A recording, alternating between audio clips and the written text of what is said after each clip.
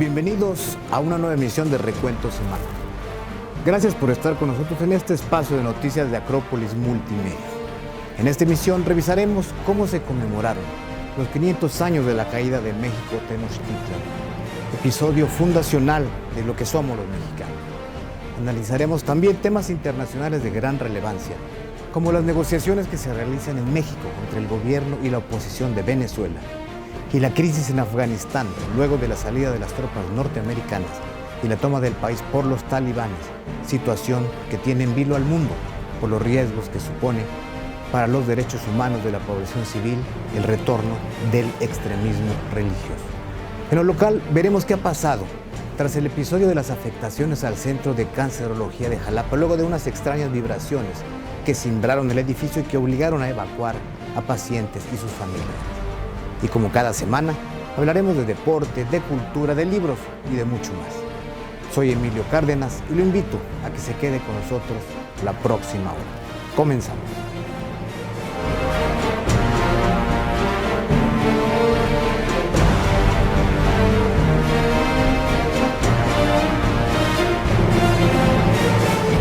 ¿Cómo se vivió la conmemoración de los 500 años de la caída de México Tenochtitlan? ¿Qué pasó en el Centro Estatal de Cancerología de Jalapa, que debieron desalojarlo? Inicia negociaciones en México entre el gobierno venezolano de Nicolás Maduro y sus opositores. La salida de las tropas estadounidenses de Afganistán y el caos por la llegada de los talibanes. Hablaremos de los reacios a vacunarse contra el COVID-19 y presentaremos un recorrido por la historia de las vacunas. Tendremos una entrevista con el joven escritor jalapeño Cristian Melgarejo, autor de la saga Rosedale y El acertijo del obelisco, que triunfa en España. En los deportes, atletas de alto rendimiento denuncian las precarias condiciones en las que entrenan en México. En Cultura y Espectáculos, la creación del Consejo de Turismo, Cultura y Deporte de Veracruz.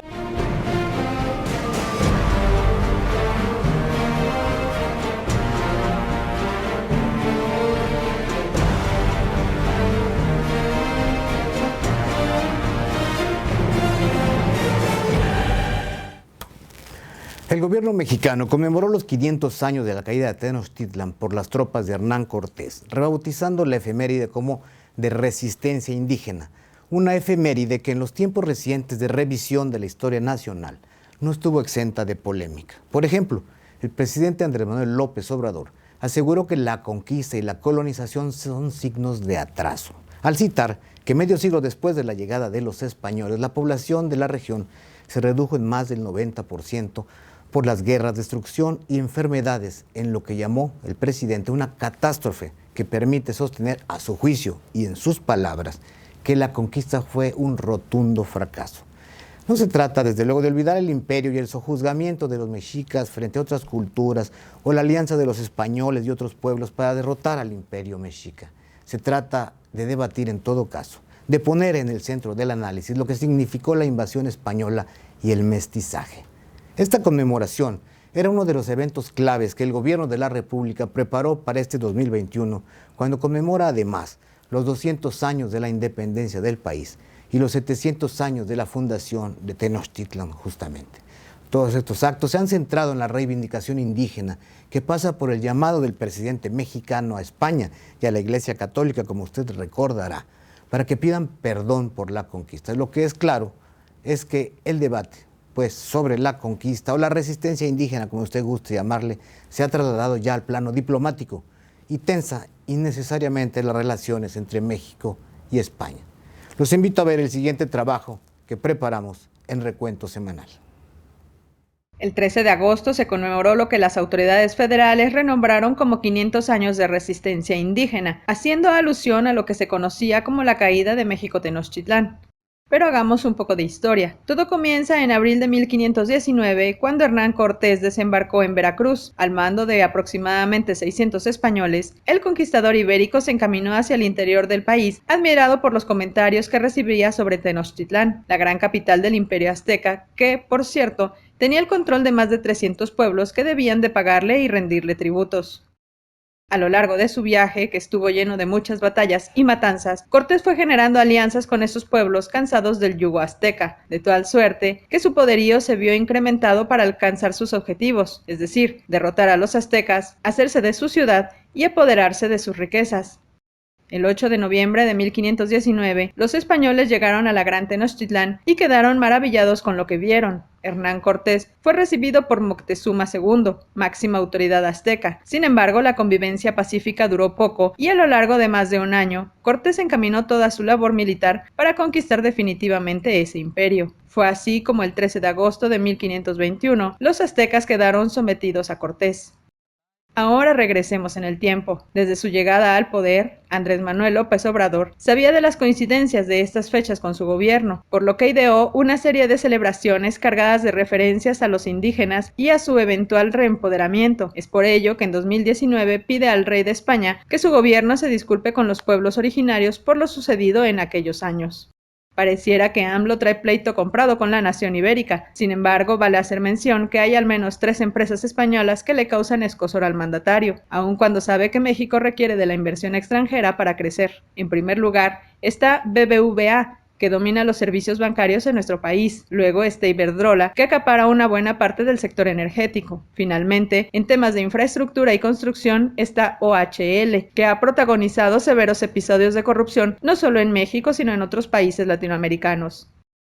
Son muchas más las empresas españolas. Sin embargo, a estas 3 las señala por haberse visto bastante beneficiadas en los gobiernos de Fox, Calderón y Peña Nieto, en detrimento del desarrollo de México. En el imaginario de AMLO, esto pudiera suponer una reconquista. Previo a la ceremonia para conmemorar los 500 años del hecho histórico, el presidente dijo que era importante recordar el día, a la vez que se debía hacer el compromiso de seguir luchando contra la opresión, invasiones y conquistas y ocupaciones militares. Como parte de las celebraciones, el gobierno de la Ciudad de México ofreció el espectáculo denominado Memoria Luminosa sobre la maqueta monumental del Templo Mayor, el cual, por cierto, fue criticado y los memes no se hicieron esperar en redes sociales. Visiones distintas de cuando se da un choque de 2 grandes culturas y tan distintas como lo fue la mexica y la española. No se pueden ocultar las matanzas, pero tampoco se puede ocultar lo rico y pluricultural que se volvió el país tras ese encuentro. El pasado 11 de agosto, 400 personas fueron desalojadas, entre pacientes, familiares y personal médico, del Centro de Cancerología de Jalapa debido a la percepción de fuertes vibraciones en las instalaciones hospitalarias. Protección Civil del municipio informó que en coordinación con la Secretaría de Salud se hizo una evacuación precautoria y que verificadores y evaluadores expertos revisaban el estado del edificio. Ha transcurrido ya más de una semana del suceso sin que se conozca hasta hoy el resultado alguno de los peritajes. De acuerdo a versiones recogidas por los medios locales entre personal que labora en el SECAN, se habrían presentado cuarteaduras en los techos del segundo y tercer piso y en las paredes de esos niveles, aunque no se corroboraba que hubiera habido una explosión, como se manejó al inicio de este episodio. Sin embargo, es un hecho que hasta hoy, a la fecha, aún no hay respuesta a la demanda de 5 sindicatos de la Secretaría de Salud para conocer el dictamen técnico sobre lo sucedido y temen por la seguridad de los más de 1,100 personas que laboran y están en torno a este centro hospitalario, como médicos, enfermeras, administrativos y desde luego los pacientes y sus familiares que acuden y están, como le digo, en este centro oncológico. Mientras no hay información oficial, como siempre sucede, las versiones corren y se especula que el origen del problema fue el mal mantenimiento, la falta de mantenimiento del edificio y que el silencio guardado hasta ahora busca proteger a los funcionarios responsables. Ojalá que pronto, por la seguridad de todos quienes ahí laboran y de los pacientes, se aclare este asunto y se atienda lo necesario antes de que pueda ocurrir una tragedia que nadie desea. Vamos a ver el siguiente trabajo sobre este tema. El miércoles 11 de agosto, pacientes del Centro de Cancerología de Jalapa, SECAN, fueron evacuados tras haber sentido vibraciones en las instalaciones como si se tratara de un temblor, seguido de un crujido que, según testigos, sonó como una explosión. Con el fin de prevenir accidentes, alrededor de 400 pacientes fueron trasladados por Protección Civil inicialmente hacia hospitales del sector salud de Jalapa y algunos otros al Gimnasio Municipal Foviste, que fue habilitado con camastros y siguiendo los protocolos para evitar contagios de COVID-19. Posteriormente, se dio la instrucción de reubicarlos en el Hospital de Salud Mental. Funcionarios de las Secretarías de Salud y Protección Civil inspeccionaron el inmueble y corroboraron la existencia de cuarteaduras, pero indicaron que eran casi imperceptibles y no paredes totalmente agrietadas como algunos trabajadores habían mencionado. Al día siguiente, el gobernador del estado, Cuitláhuac García, dijo que la revisión al Centro de Cancerología continuaría y que incluso se solicitaría la ayuda de un perito externo para determinar la causa de las vibraciones. Con 17 años de vida, en 2019 este hospital se convirtió en el segundo a nivel nacional en detección de cáncer, debido a las importantes inversiones que se han hecho, al menos en las 2 últimas administraciones estatales, lo que ha llevado a que cuenten con todas las certificaciones para la atención de pacientes con este mal, por lo que no se entiende qué fue lo que pasó con este nosocomio. A más de 8 días de lo acontecido, los pacientes siguen sin ser atendidos en este hospital, mientras que los peritos externos contratados por el gobierno de Cuitláhuac no han entregado un reporte puntual de lo sucedido. Ha trascendido que se trató de una explosión por acumulación de gases, pero es algo que no se puede confirmar. Lo que sí es un hecho es que las autoridades han sido muy opacas al informar sobre el hecho y la forma en la que lo resolverán. México, nuestro país, es sede de un nuevo intento de negociación entre el gobierno y la oposición de Venezuela. Un país sumido, como usted lo sabe, en la crisis política intensa desde hace años. El viernes 13 se instaló ya la mesa de negociación entre representantes del gobierno de Nicolás Maduro y de la oposición liderada por el parlamentario Juan Guaidó, autoproclamado presidente encargado y que ha sido reconocido como tal por algunas naciones. Desde el principio se dejó en claro que la salida de Maduro del poder no está en la agenda de las conversaciones, las que sin embargo, además de buscar desde luego el levantamiento de las sanciones estadounidenses y europeas que pesan sobre funcionarios e instituciones como la petrolera estatal Petróleos de Venezuela S.A. y el Banco Central, y que han generado una grave crisis económica, social y sanitaria en Venezuela, podrían, como le digo, conducir al compromiso del gobierno de Nicolás Maduro para convocar a unas posibles elecciones regionales democráticas. Las conversaciones son mediadas por actores internacionales y con el apoyo de Noruega, que fue el país facilitador en un intento de negociación anterior en 2019 que buscaba ya desde entonces aliviar la profunda crisis política del país sudamericano. Los invito a ver el siguiente trabajo que preparamos sobre el tema de Venezuela en su recuento semanal. Hace 8 días, los representantes del gobierno venezolano de Nicolás Maduro y de la oposición encabezada por Juan Guaidó, presidente en disputa de la Asamblea Nacional de Venezuela y parcialmente reconocido en algunas naciones como presidente interino, iniciaron una primera fase de negociaciones con un memorando de entendimiento en la Ciudad de México, diálogo y acuerdo propuesto por Noruega que pretende resolver a la crisis humanitaria que sufre Venezuela. Este incluye los siguientes 7 puntos: derechos políticos para todos, garantías electorales para todos y cronograma electoral para elecciones observables, levantamiento de las sanciones y restauración de derechos activos, respeto al Estado constitucional de derecho, convivencia política y social, renuncia a la violencia y reparación de las víctimas, protección de la economía nacional y medidas de protección social al pueblo, y finalmente garantías de implementación, seguimiento y verificación de lo acordado. A partir de estas primeras conversaciones, Nicolás Maduro decidió liberar a Freddy Guevara, uno de los principales aliados de Guaidó, quien tendrá la oportunidad de participar en las próximas negociaciones que serán del 3 al 6 de septiembre. Durante los últimos años, en la vida política de ese gobierno y la oposición han intentado en 4 ocasiones diversas negociaciones para concretar una salida viable en lo económico y lo social, pero todas han fracasado. Ahora, esta quinta negociación busca restaurar un orden democrático, lo que actualmente no existe y que muchos creen que esa es la razón de la descomposición. En repetidas ocasiones se ha hablado acerca de que Venezuela es una nación con una gran riqueza natural, que podría convertirlo en un país rico y desarrollado.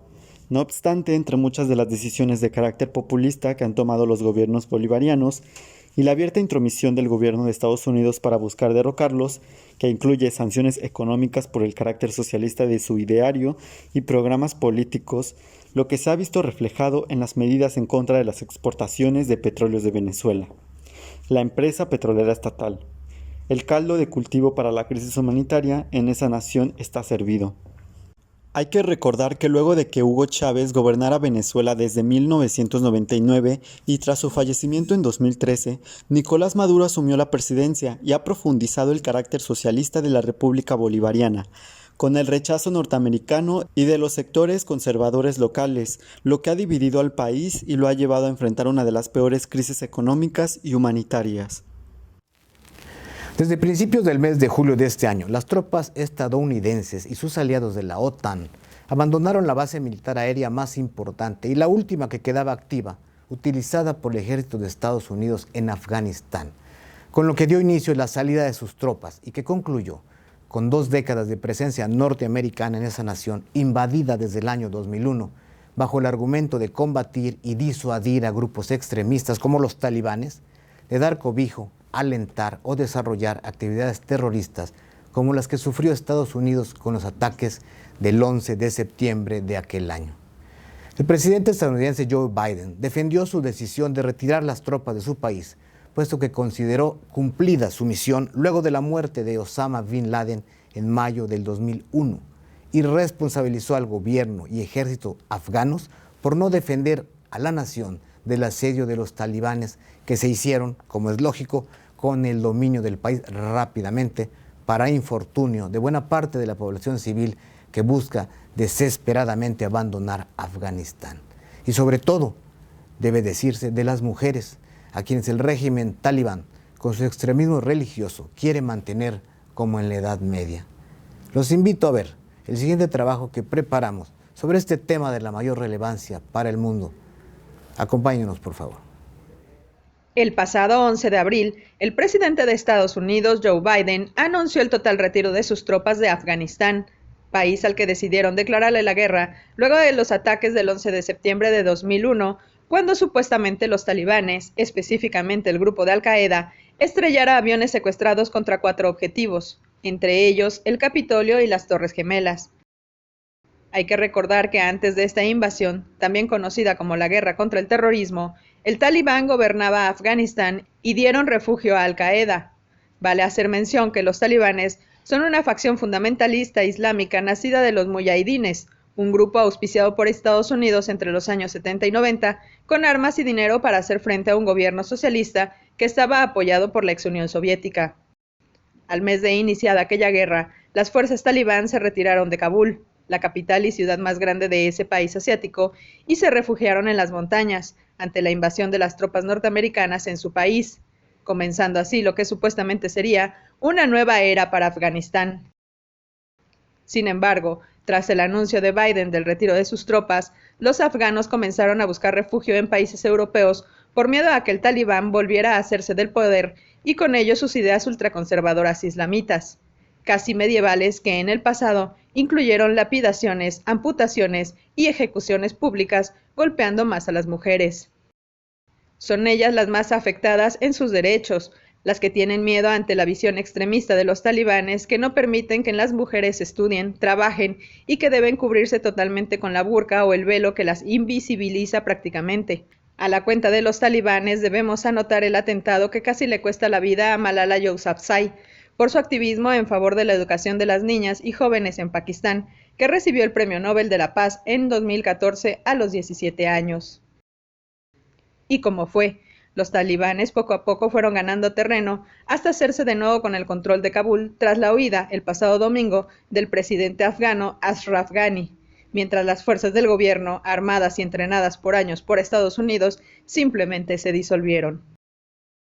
El miedo, la desesperación y las ganas por vivir en un país libre quedan reflejados en el video que ha dado la vuelta al mundo, donde se aprecia a ciudadanos afganos aferrados a un avión de las fuerzas aéreas estadounidenses que tras alzar el vuelo terminan cayendo al vacío. En estos días, Biden ha sido duramente criticado, incluso se habla de una de las mayores derrotas de la historia del país de las barras y las estrellas, toda vez que este conflicto que duró 20 años costó miles de millones de dólares y la muerte de cerca de 6.500 estadounidenses, más casi 170.000 pérdidas humanas entre policías afganos, civiles y combatientes de oposición. Además, se estima que el país asiático ya no recibirá el mismo financiamiento económico, lo que se traducirá en un golpe fuerte para sectores estratégicos como salud, educación y gobernanza. Es evidente que ni en 2001 ni ahora Estados Unidos pensó en la vida de los ciudadanos afganos, quienes depositaron su confianza en la primera potencia y ahora tienen un sentimiento de abandono, por lo que tratan de salir del país por cualquier vía y han comenzado a reconfigurar nuevas rutas migratorias para llegar a Europa Occidental. Tan solo en la primera mitad de este año, la Agencia Europea Fronteras registró alrededor de 3.200 intentos de salidas ilegales, lo que en estos días seguro aumentará aún más.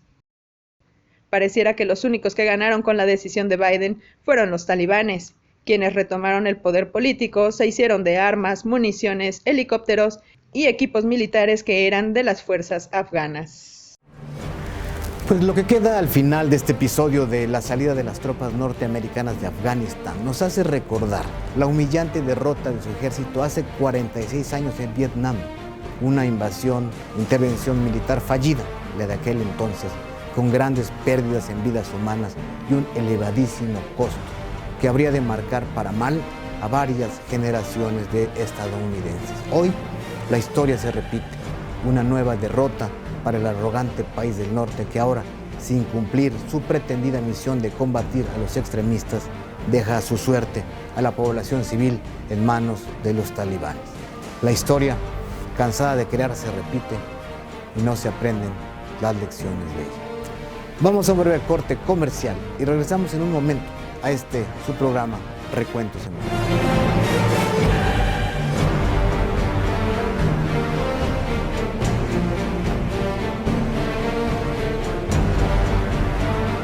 Yo elijo ir hacia allá, hacia ese horizonte que me has señalado, rumbo a un futuro donde podamos trascender más allá de nuestros sueños.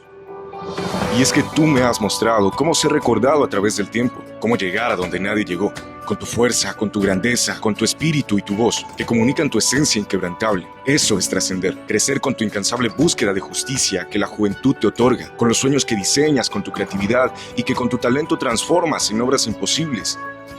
Trascender es trabajar educando a los campeones del presente y a los emprendedores del futuro. Generar un mundo mejor desde la ciencia, con tecnología para emprender con humanismo hacia el bienestar, porque tú y yo sabemos que no hay imposibles, que puedes vivir sin límites, creciendo y corriendo hacia tus metas, descubriendo tu ingenio, transformándote con la cultura, siendo único y llegando a un futuro que trascienda más allá de nuestros sueños.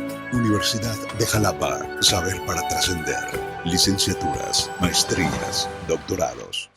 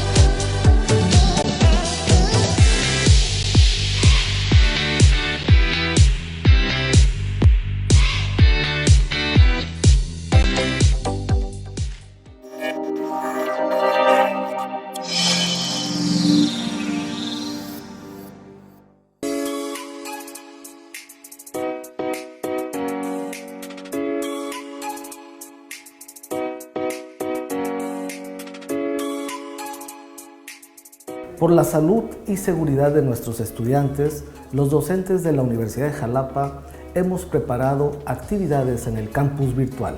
Estudia en casa. Porque nos importa tu salud y tu educación, estamos trabajando codo con codo. Quédate en casa.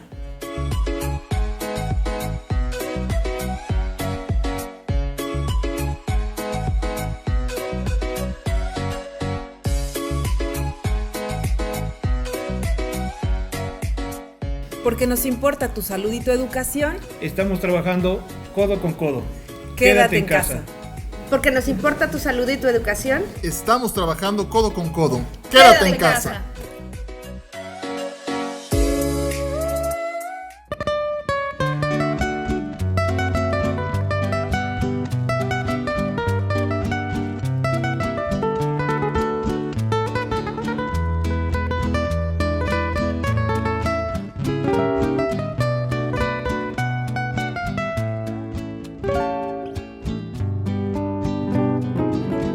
Estimado público, los invitamos a ver y a escuchar un programa dedicado al gran compositor e intérprete oaxaqueño Álvaro Carrillo. Síganos ustedes en las redes sociales.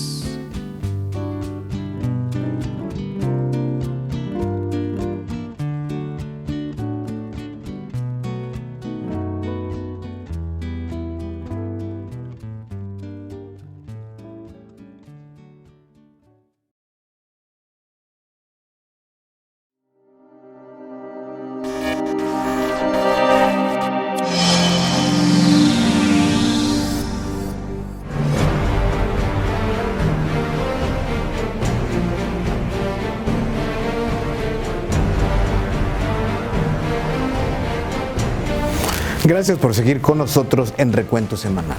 Ahora lo invito a que veamos enseguida las actividades más importantes que se desarrollaron esta semana en la Universidad de Jalapa, institución que, al igual que los centros de educación superior del Estado y del país, se alistaban para el regreso a clases en línea, en atención a las medidas sanitarias que deben tomarse ante la persistencia de la pandemia del COVID-19 para proteger a los alumnos y a los docentes. Ello, desde luego, sin dejar a un lado la intensa labor que se ha desarrollado a través de las plataformas digitales que posibilitaron la realización de numerosas actividades académicas. Veamos la siguiente nota que da cuenta de algunas de estas tareas, como fue la instauración de la Cátedra Universitaria Dr. David Arellano Gaul en la Vicerrectoría de Educación Virtual y Mixta de la Universidad de Jalapa.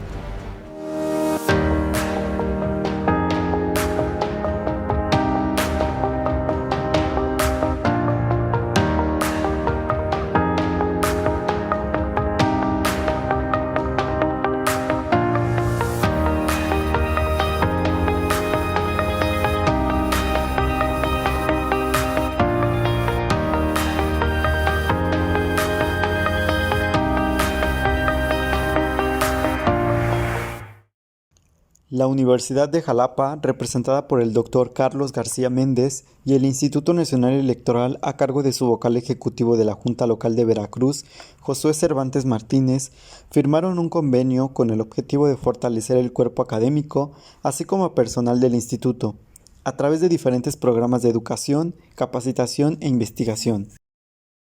Por otro lado, el pasado 12 de agosto la Universidad de Jalapa instauró la Cátedra Dr. David Arellano Gaul en el marco de la jornada académica Objetivos del Desarrollo Sostenible. Esto en honor a la trayectoria y experiencia del Dr. Gaul. La declaratoria protocolaria de la cátedra estuvo precedida por el Dr. Carlos García Méndez, rector de esta casa de estudios, la rectora emérita Dra. Isabel Soberano de la Cruz, vicerrector Dr. Eric García Herrera, vicerrectora académica maestra Estela García Herrera, así como del vicerrector de Educación Virtual y Mixta, Dr. César Augusto García Soberano. Como parte de las actividades de esta cátedra, el investigador homenajeado ofreció la conferencia magistral Las trampas de la decisión. ¿Por qué las organizaciones y sus decisores se empeñan en encaminar al precipicio? Como todos sabemos, ante la pandemia por el COVID-19, la comunidad científica internacional y los grandes laboratorios desarrollaron en un tiempo récord una serie de vacunas para hacer frente a la enfermedad derivada de este virus, que lo sabemos, ha cobrado ya millones de vidas humanas en el mundo y cuyos contagios a nivel global suman más de 208 millones de casos confirmados y que, como le decía, ha causado el fallecimiento de más de 5 millones de personas en todo el mundo.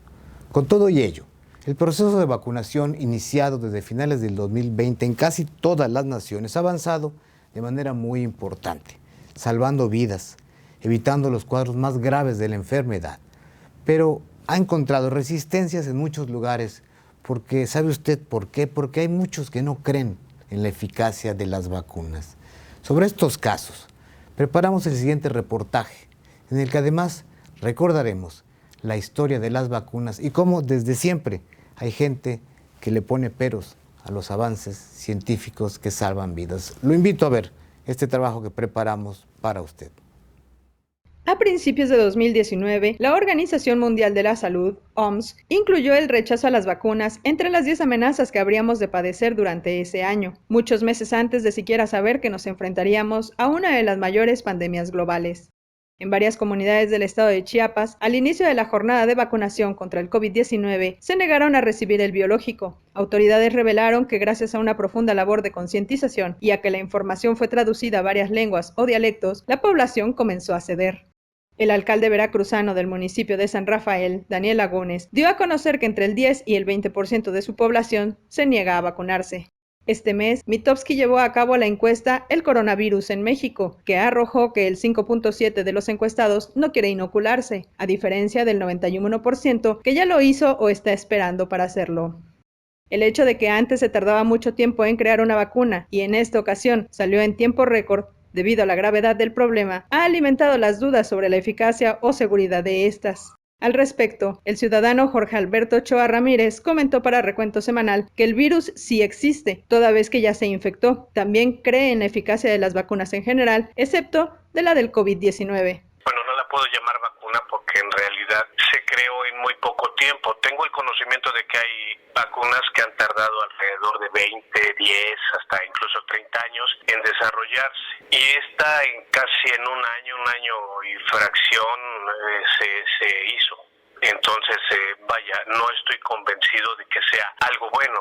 Siento yo que no ha pasado la etapa experimental en el ser humano. Esta vacuna se me hace que esta etapa que están haciendo, en donde están vacunando a todo el mundo, es la etapa experimental. Están experimentando con el ser humano antes de haber realizado otras pruebas. Entonces, no sabemos los efectos secundarios que va a tener la gente que se ha vacunado. No te digo el año que viene, pueden pasar tal vez 5 o 10 años y vamos a ver los efectos de lo que le están inyectando actualmente a la gente.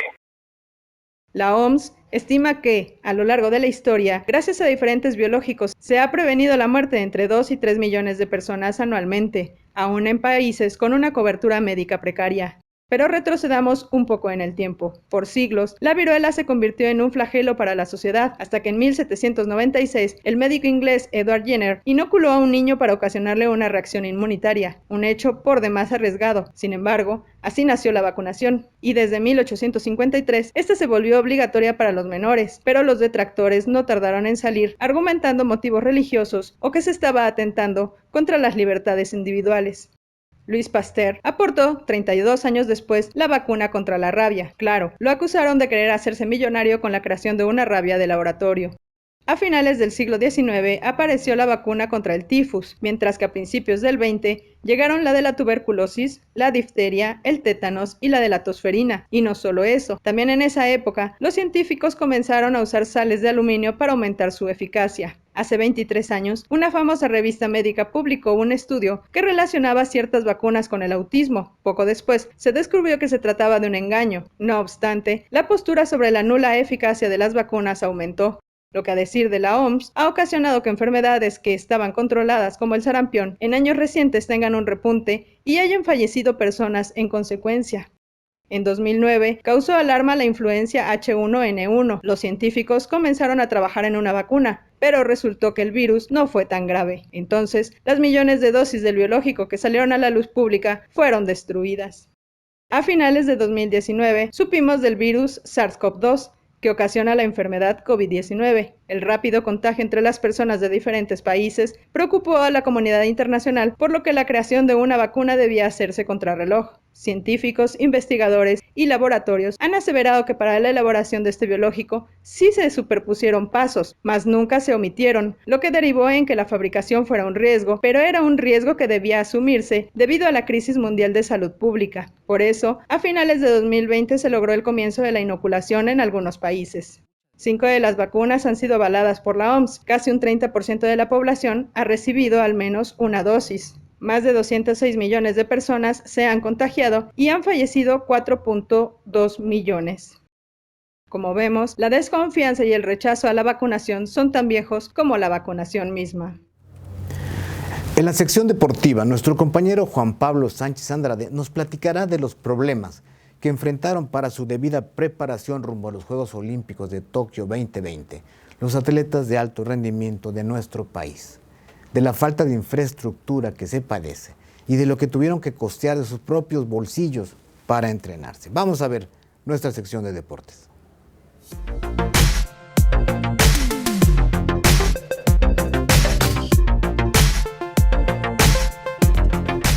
Tras los Juegos Olímpicos Tokio 2020, en el que países como China, Estados Unidos o Japón dejaron en claro que son potencias deportivas, debido a que una buena parte de sus habitantes desde pequeños realizan algún deporte, a la calidad de las instalaciones con que cuentan y a sus virtuosos esquemas de financiamiento, no solo públicos sino privados, es lo que los ha llevado a ser máquinas de producción de medallas. En México se abrió el debate sobre el escaso apoyo al deporte, a la falta de promoción entre niños y jóvenes, a las carencias de infraestructura deportiva y sobre todo a las severas limitaciones que enfrentan los atletas de alto rendimiento para su preparación y entrenamiento. Luego de que México quedó en la posición 86 del medallero con solo 4 preseas de bronce, distintas personas han criticado a los deportistas de no invertirle el tiempo suficiente para prepararse mejor o cuestionando su presunta actitud conformista. Pero, ¿acaso fue esto lo que llevó a México a esa posición en esta justa mundialista? Desde hace unos años, la directora de la CONADE, Ana Gabriela Guevara, ha sido señalada por su mala gestión dentro de la Comisión Nacional de Cultura Física y Deporte, cuestionándosele acerca de actos de corrupción y, sobre todo, por la falta de apoyo tanto material como de apoyo psicológico hacia los deportistas aztecas. Frida Martínez, miembro de la agencia que representa a la gimnasta mexicana Alexa Moreno, publicó en su cuenta de Twitter que el atleta compró con su Premio Nacional del Deporte sus materiales y aparatos para entrenar de cara a las Olimpiadas, a falta de tener los adecuados en México. Tras este tweet, comenzó un hilo donde el conductor de Fox Sports, Juan Carlos Vázquez, tras un comentario de la también gimnasta mexicana Ana Lago, cuestionó si en México no existe ningún gimnasio de alto rendimiento. Pregunta contestada por la misma Alexa Moreno, quien respondió que no lo hay. A pesar de la falta de apoyo respecto a materiales y zonas para deportistas de alto rendimiento, Alexa Moreno hizo historia dentro de unos Juegos Olímpicos, tras haber quedado en el cuarto lugar de la competencia y estar a nada de formar parte del podio olímpico y ganar la medalla de bronce, medalla que sí conquistó en el Mundial de Gimnasia Artística en 2018. Aunado al caso de Alexa, se suma el clavadista Jorge Inga, quien dio a conocer que no tuvo comunicación con su federación deportiva, así como la nadadora Melissa Rodríguez, quien señaló que buscó albercas montables o privadas para sus entrenamientos, por mencionar solo algunos ejemplos. Esta falta de apoyo perjudicó a la delegación mexicana y ocasionó la escasez de preseas. Se ganaron 4 bronces, pero esta participación se vuelve la peor desde Atlanta 96. ¿Guevara es responsable de esta falta de apoyo? ¿Es nuestra eterna falta de impulso a la práctica del deporte entre niños y jóvenes? Con el apoyo adecuado, ¿los atletas mexicanos conseguirán aparecer más veces dentro del podio olímpico? Ahora nuestra compañera Ani Mata nos va a platicar en su sección de cultura sobre la reciente creación del Consejo de Turismo, Cultura y Deporte de Veracruz, iniciativa de un grupo de artistas, empresarios, creadores y promotores culturales muy destacados en la entidad, ante la ausencia, el desdén y la abulia de los gobiernos del estado y del municipio para promover la cultura, las actividades deportivas y recreativas, así como el turismo en la entidad. Adelante, Ani, con tu reporte, te escuchamos. Emilio, qué gusto me da saludarte a ti y a nuestra querida audiencia en un viernes más por acá en Reencuentro Semanal. Y sí, como lo estabas mencionando, es momento de hablar sobre los eventos culturales que han acontecido en nuestro estado y en nuestra ciudad de Jalapa. En primer lugar, vamos a hablar sobre un evento histórico para Veracruz, ya que se hizo el proyecto del Congreso de Cultura, Turismo y Deporte, en donde beneficiará a todos los veracruzanos. Y también hablaremos sobre un tema muy importante, ya que el ayuntamiento no ha apoyado como se debe el turismo en nuestra ciudad. Así que vayamos con ese reporte y en un momento regresamos.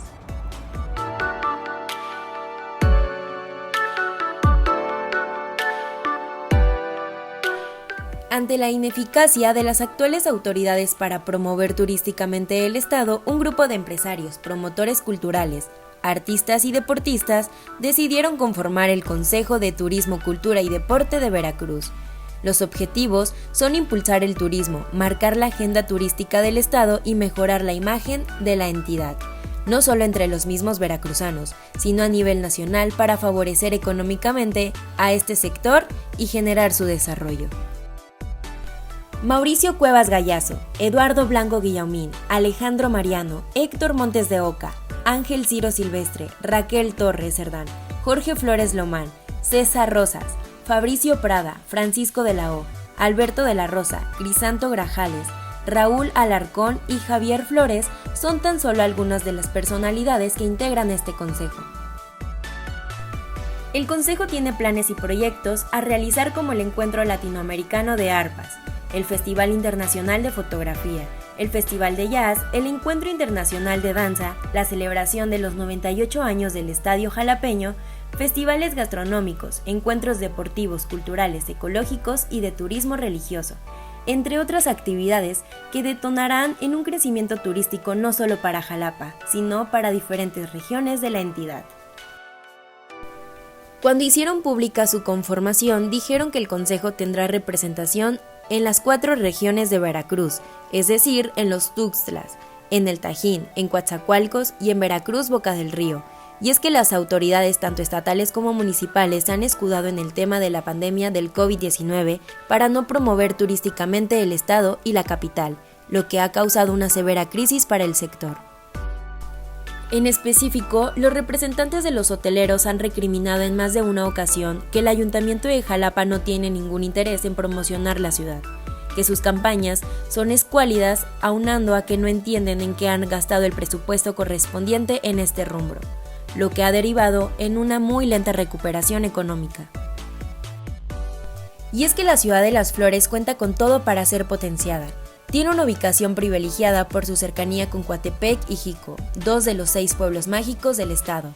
Posee muchos atractivos turísticos ancla, tales como el Museo de Antropología, segundo lugar de importancia en América Latina, el Jardín Botánico Francisco Javier Clavijero, con presencia y proyección nacional e internacional, y la Orquesta Sinfónica de Jalapa, consagrada agrupación musical con reconocimiento y presencia mundial. Lo que obviamente las autoridades no han sabido sacarle provecho. Por ello, tuvo que entrar un grupo de creadores, artistas, empresarios y promotores culturales a poner el ejemplo. Espero que te haya gustado muchísimo esta información de cultura que dimos el día de hoy. También nos encantaría saber qué opinas acerca de este proyecto, porque sin duda alguna necesita de nuestra voz para seguir ayudando y apoyando la cultura de nuestro bello estado, Veracruz. Soy Ani Mata y regresamos contigo, Emilio. Nos vemos el siguiente viernes. Bye. Gracias, Ani, por tu reporte. Y habremos de seguir muy de cerca los trabajos de este Consejo de Turismo, Cultura y Deporte, que tanta falta hace y que muestra que los ciudadanos pueden promover iniciativas de gran relevancia sin estar esperando a que los gobiernos lo hagan, y más cuando, al menos en nuestra entidad, viven enfrascados en sus eternas y estériles disputas políticas ajenos a lo que el ciudadano realmente requiere. Y en otros temas, y hablando justamente de creadores literarios, los invito a ver a continuación la charla que sostuve con el joven y talentoso escritor jalapeño Cristian Melgarejo, autor de Ruizdel y El Acertijo del Obelisco, una saga de literatura fantástica que triunfa en España y que lleva ya su segundo tomo publicado bajo el sello de la editorial Planeta y del grupo Random House Mondadori. Los invito a que la veamos juntos.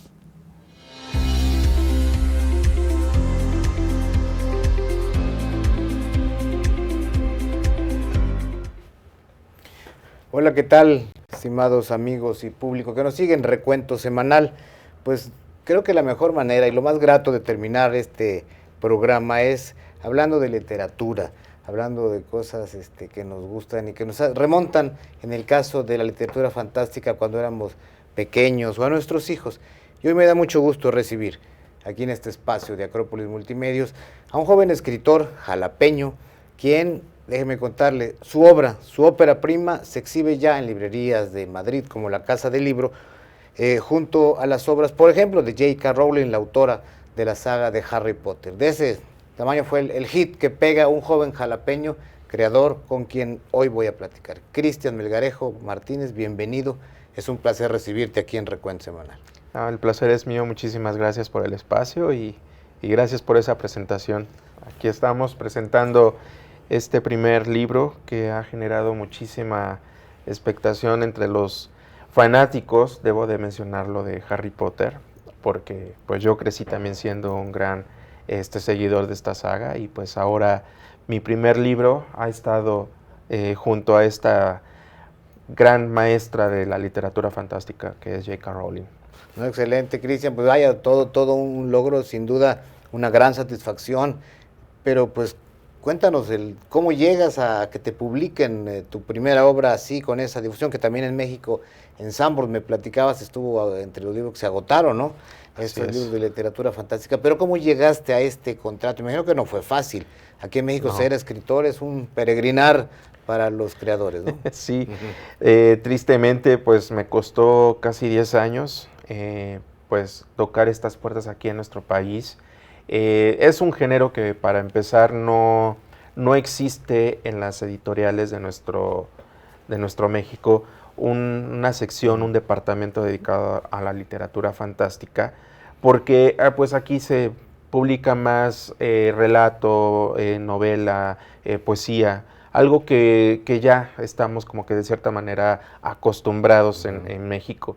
Fue eso lo que me ayudó pues a querer tocar otras puertas, y que gracias a la era digital tuve la oportunidad de digitalizar mi manuscrito y mandarlo directamente a las editoriales en España, y fue ahí donde los primeros que voltearon y dijeron sí fue la editorial Planeta, que me dieron la oportunidad de publicar el primer libro, pues generando esta expectativa tan grande, este movimiento literario de un escritor mexicano está publicando algo de fantasía, cuando en esta travesía de casi 10 años he conocido a muchos colegas que también han escrito pues este género con un talento increíble, pero que no se arriesgan a más.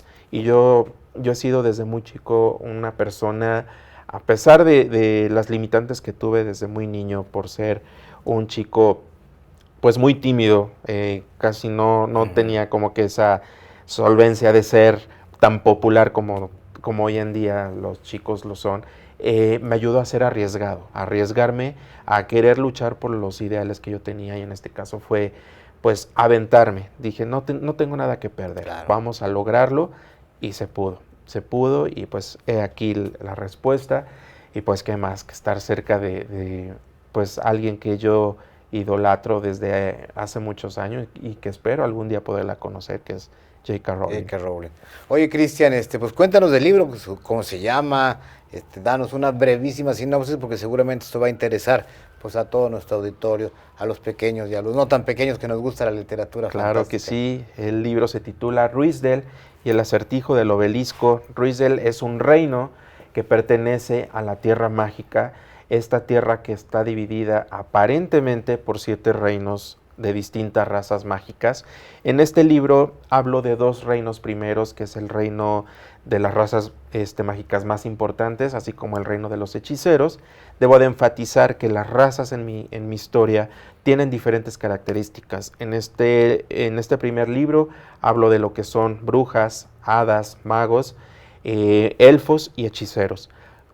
Muchos podrán llegar a relacionar que, pues, por ejemplo, Harry Potter, algunos le dicen, es que es un brujo, es que es un hechicero, es que el joven mago. No, en mi historia sí tienen características muy específicas que los diferencian de las demás razas, y pues ellos llegan a un punto donde se tienen que unir en una nueva comunidad para poder lograr vencer a una bruja que viene del pasado, y que casualmente esa bruja es un hombre, es un personaje transgénero que se pone a la misma talla de la protagonista, que es una mujer, que yo les estoy dando, estoy trascendiendo en este sentido literario, sobre todo dándole la importancia a las mujeres hoy en día.